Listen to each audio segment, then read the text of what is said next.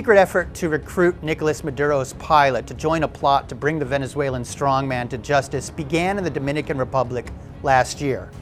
A federal agent caught wind that Maduro's planes were being serviced in the Caribbean, and he sought permission from the Dominican authorities to approach the pilots for Maduro who were there to oversee the work. He made a pitch. He said to the pilot, "Look, you will be a very rich man, your family will be taken care of, and you'll have the adoration of millions of Venezuelans if you just cooperate and bring Maduro to a safe landing spot somewhere in the Caribbean where he can then be arrested by American authorities and brought to justice in the United States, where he faces a $50 million reward." The plot ultimately did not succeed.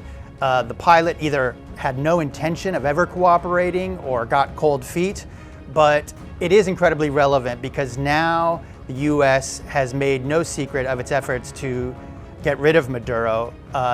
President Trump has deployed multiple warships, thousands of troops, attack helicopters to the Caribbean, and even last week authorized the CIA to conduct covert operations inside Venezuela. You know, Venezuela has been a thorn in the side of Washington for the last 25 years. First under former President Hugo Chavez, and then now with Nicolas Maduro, who is Chavez's hand-picked successor.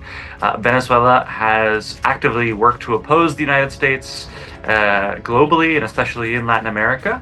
And that's one of the main reasons why we've seen such a focus in Washington on regime change in Venezuela. Nicolas Maduro is a brutal dictator, and I think this administration is interested in advancing democracy in Venezuela.